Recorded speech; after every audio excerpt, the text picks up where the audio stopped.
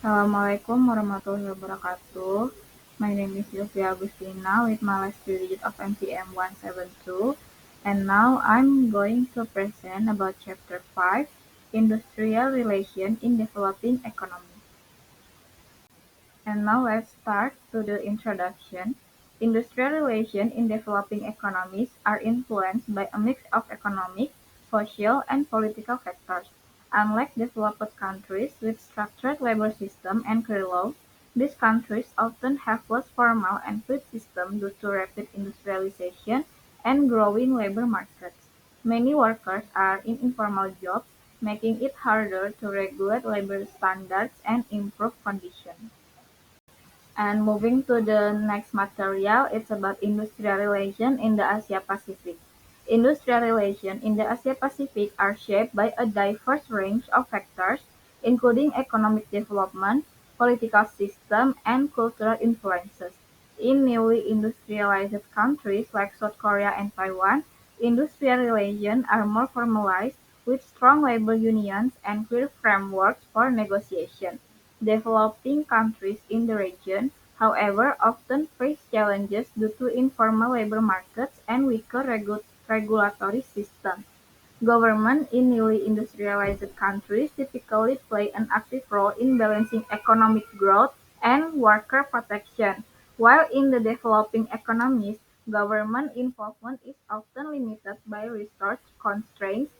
Labor markets across the region differ, with the newly industrialized countries having structured systems and stronger worker protection, while developing countries struggle with informality and enforcement issues. Challenges include managing informal labor, enforcing law, and resolving disputes, but there are opportunities for regional cooperation to improve standards.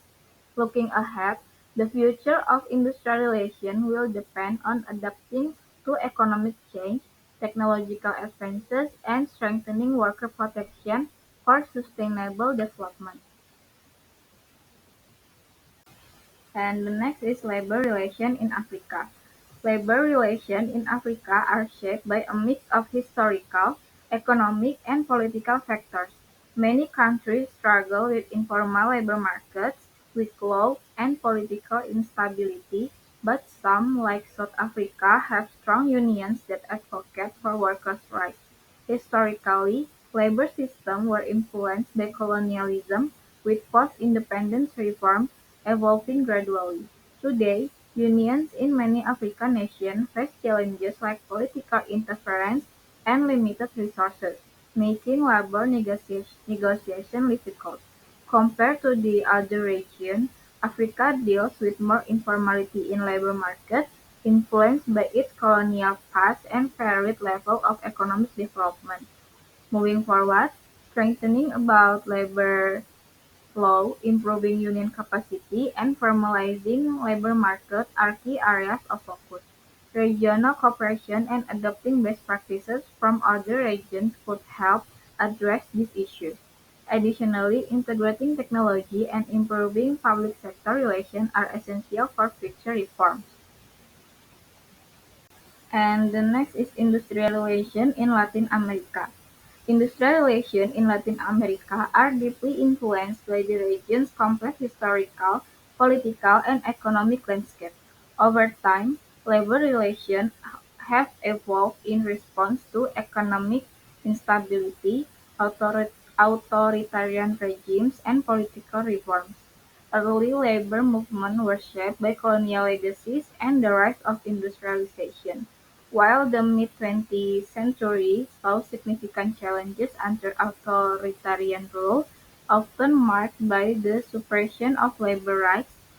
Since the 1980s, democracy and neoliberal reforms have introduced new labor law and increased labor market flexibility, creating a diverse and dynamic industrial relation environment across the region. Today, trade unions and employer associations play central roles in shaping labor policies, though their effectiveness varies significantly between countries. Nations like Argentina and Brazil have strong labor movement and well-established labor law, while others, such as Chile and Peru, exhibit greater labor market flexibility. Despite this variation, the region faces common challenges, including economic volatility, political instability, and widespread informal labor market. Moving forward, efforts to strengthen labor regulation, improve union effectiveness, and address inequalities will be crucial. Additionally, the increasing influence of global economic forces and technological advancement will continue to shape the future of industrial relations in Latin America. And the next is Middle East and North Africa or MENA region. Industrial relations in the MENA region are shaped by a combination of strong state control, traditional practices, and evolving economic conditions. Many countries in the region have centralized labor law, with government playing a dominant role in regulating employment standards and labor disputes. Trade unions are often weak and operate under government supervision, limiting their effectiveness and advocating for workers' rights. The labor market in the MENA region also faces significant informality, with many workers in unregulated sectors. Challenges in the region include limited union activity, widespread informal employment, and the need for stronger labor law reforms. However, there are opportunities for improvement such as enhancing labor market regulation, increasing unionization, and improving dispute resolution mechanisms. Some countries like Saudi Arabia and the UAE have already implemented reforms to improve labor conditions and attract foreign investment, but more work is needed to harmonize labor law and strengthen worker protection across the region.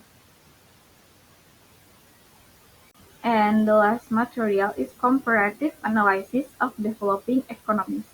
In developing economies, industrial relations vary widely due to differences in socio-economic conditions, political stability, and cultural influences. Regions like Southeast Asia have made progress in labor rights through economic growth and international pressure, while others, such as Sub-Saharan Africa, still struggle with weak labor and worker protection. Globalization has also impacted labor relations by introducing international labor standards and increasing competition, but it can also lead to labor exploitation.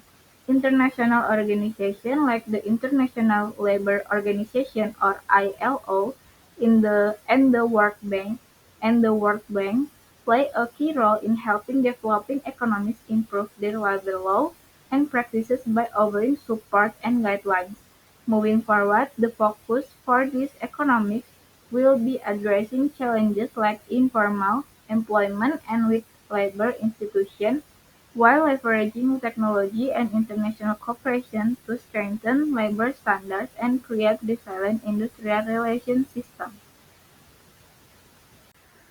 And for the case study, it's about labor relations in Bangladesh garment industry.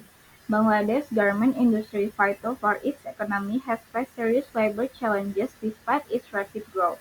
In the 2013 Rana Plaza building collapse, which killed over 1,100 workers, exposed its unsafe working conditions and the exploitation of labor in the sector.